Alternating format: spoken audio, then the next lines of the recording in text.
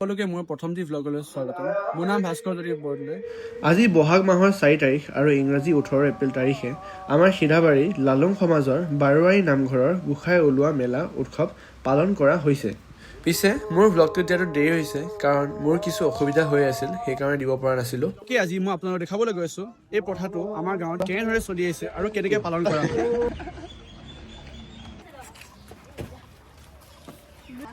এয়া আমাৰ ভতিজাটোৱে আজি গোসাঁই ওলোৱা মেলা উপলক্ষে তেখেতে কলৰ পুলি চিপিয়াঙে গাজিছে। এতিয়া খুৰা আৰু মই গোসাঁই ওলোৱা নামঘৰলৈ গৈ আছোঁ আৰু অলপ পিছতে আমি নামঘৰ পামগৈ। আমাৰ এই ভতিজা অকণমান হেল্প কৰিব, সকলোৱে চেনেলটো ছাবস্ক্ৰাইব কৰি দিব, লাইক কৰি দিব, আগুৱাই যোৱাত সহায় কৰিব। তো এতিয়া খুৰা আৰু মই নামঘৰ আহি পালোঁ।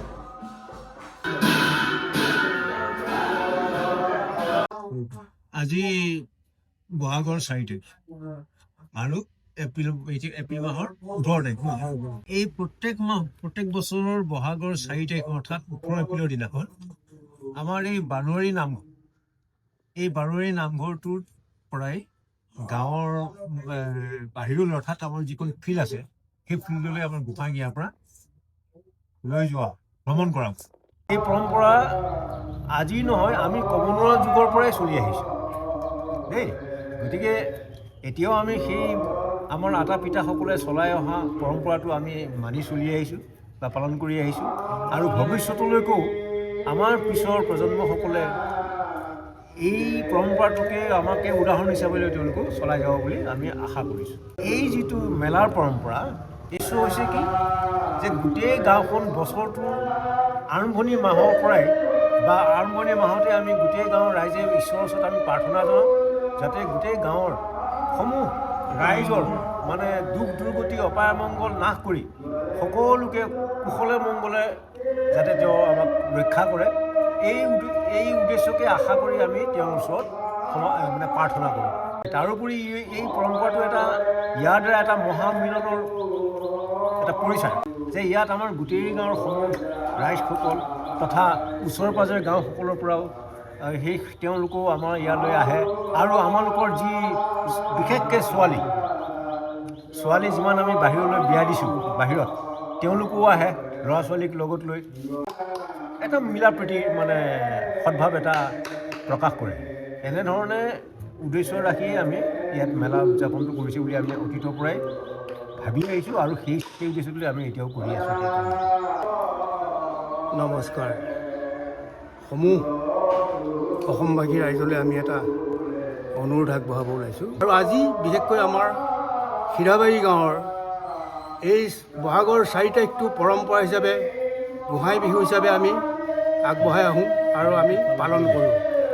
সমূহ সিধাবাৰী গাঁৱৰ ভক্তপ্ৰাণ ৰাইজে একগোট হৈ এই নামঘৰৰ পৰা বাৰোৱাৰী নামঘৰৰ পৰা আমি আমাৰ প্ৰভুক গোসাঁইক আমি আগবঢ়াই লৈ যাওঁ ভ্ৰমণৰ কাৰণে। আৰু এইটো সিধাবাৰী গাঁৱৰ পশ্চিম ফালে থকা এটুকুৰা নিৰ্দিষ্ট ঠাইত আমি ভগৱানক তাত স্থাপন কৰোঁ, কৰি আমি তাত নাম কীৰ্তন কৰি ভগৱানৰ সেৱা আশীষ লওঁ। গাঁৱৰ বুলিয়েই নহয়, সমূহ অসমবাসীৰ এটা বাৰ্তা যায় যে আহি থকা ভৱিষ্যত দিনবোৰ কেনেকৈ সুখ শান্তি আৰু নিৰাময় হিচাপে আমি চলিব পাৰোঁ আৰু একগোট হৈ মৰম প্ৰীতিয়ে সকলোৰে মাজত এই আদৰ্শৰে যাতে আগবাঢ়ি যাব পাৰোঁ ভগৱানৰ ওচৰত আশীষ লৈ। সেয়েহে আমি আপোনাৰ সকলোলৈ আমি এই আশীষৰ বাৰ্তা প্ৰেৰণ কৰিলোঁ। ধন্যবাদ।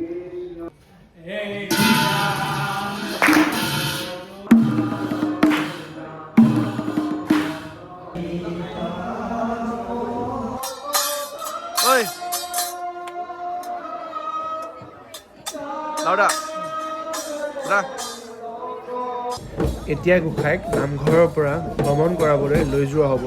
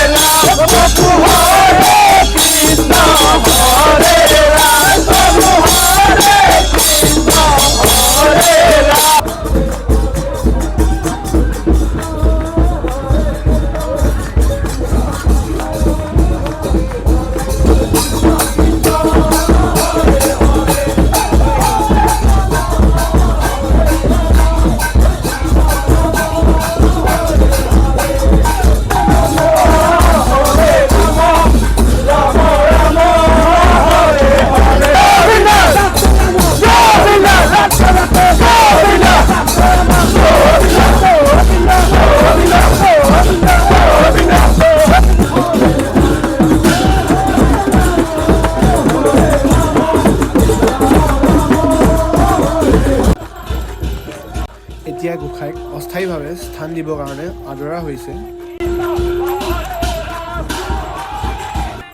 আৰু এনেদৰে মণ্ডপৰ চাৰিওফালে গোসাঁইক 7 পাক ঘূৰাই অস্থায়ীভাৱে স্থান দিয়া হ'ব।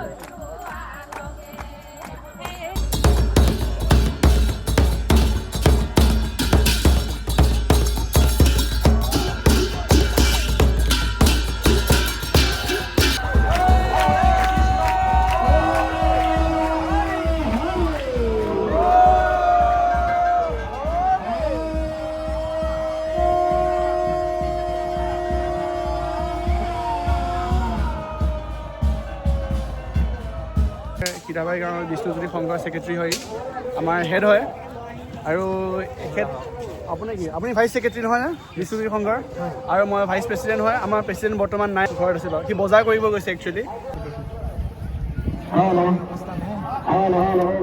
মানে আমাৰ সিধাবাৰী গাঁৱত যিটো মেলা পাতিছে আজি বা গোসাঁই লোৱা ক'ব পাৰোঁ, সেইটো তোমাৰ অনুভৱ কেনেকুৱা আৰু কেনেকুৱা লাগিছে? মানে মেলা বুলি ক'লেতো ভালেই লাগে, কাৰণ প্ৰতি বছৰে পালা যায় বা বছৰত এবাৰেই আহে। আমাৰ এইটো ঐতিহাসিক কালৰ পৰা চলি আহিছে আমাৰ সিধাবাৰীৰ যিটো এতিয়া গোসাঁই উলিওৱা মেলা। আৰু তাৰ উপলক্ষে মানুহবিলাকে যিমান ৰং ৰহস্যত ফূৰ্তি ফাৰ্তা কৰে, আমি সেইটো কেতিয়াও পাহৰিব নোৱাৰোঁ। আৰু ফূৰ্তি ফাৰ্তা লাগে। আমি ইয়াক এইমাত্ৰ কীৰ্তন গাই গাই আমি গোসাঁই লৈ আহোঁ, তাৰপিছত আমি ইয়াত স্থাপন কৰোঁ। তাৰপিছত এতিয়া দেখিছে মাত কেনেকুৱা হৈ গৈছে। বাকী ইমান নকওঁ, ৰঙালী বিহু শুভেচ্ছা যাচিলোঁ, ধন্যবাদ। প্ৰত্যেক বছৰে সিধাবাৰী গাঁৱৰ ৰাইজে গাঁওখনৰ মংগল কুশল কামনা কৰি প্ৰত্যেক বছৰে গোসাঁই উলিয়াৰ পৰ্বটো অনুষ্ঠিত কৰি আছে। ই এটা ঐতিহাসিক পৰ্ব হয় আমাৰ। আৰু এই পৰ্বটো পৰম্পৰাগতভাৱে আজি 100-150 বছৰৰ পৰা চলি অহা বুলি আমি অনুভৱ কৰোঁ। আজি আমি নিজেও এই অনুষ্ঠানটোত ওতঃপ্ৰোতভাৱে জড়িত আছোঁ প্ৰায় 4-5টা দশক ধৰি। গতিকে সেইফালৰ পৰা আমি অনুভৱ কৰিব পাৰিছোঁ যে এই অনুষ্ঠানটো অতিকে ঐতিহাসিক আৰু এটা গুৰুত্বপূৰ্ণ অনুষ্ঠান হিচাপে অঞ্চলটোতে বিবেচিত হৈ আহিছে। আৰু ইয়াত বিভিন্ন ধৰণৰ ধৰ্মাৱলম্বী ভাষা-ভাষী মানুহে আহি ইয়াত সমবেত হৈ সন্মিলিতভাৱে এই মেলাটো পৰিপূৰ্ণ হোৱাৰ ক্ষেত্ৰত সহযোগিতা আগবঢ়ায়। ই এটা খুব মনোৰম আৰু অপূৰ্ব দৃশ্য। গতিকে আজি এই দিনটোত শুভক্ষণত আমি ৰঙালী বিহুৰ লগতে অসমীয়া নৱবৰ্ষৰ শুভেচ্ছা আমি সিধাবাৰীবাসী ৰাইজ হিচাপে এই প্ৰত্যেকগৰাকী অসমৰ অসমীয়ালৈকে আমি জ্ঞাপন কৰিছোঁ।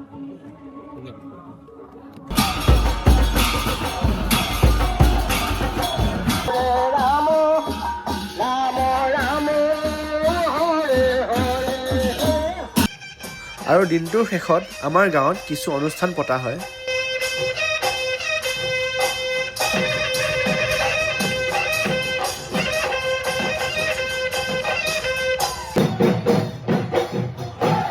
আমাৰ নাটকৰ বেক ষ্টেজত আছোঁ আৰু মই আপোনালোকক দেখাবলৈ গৈছোঁ আমাৰ কেৰেক্টাৰ্ছবোৰক।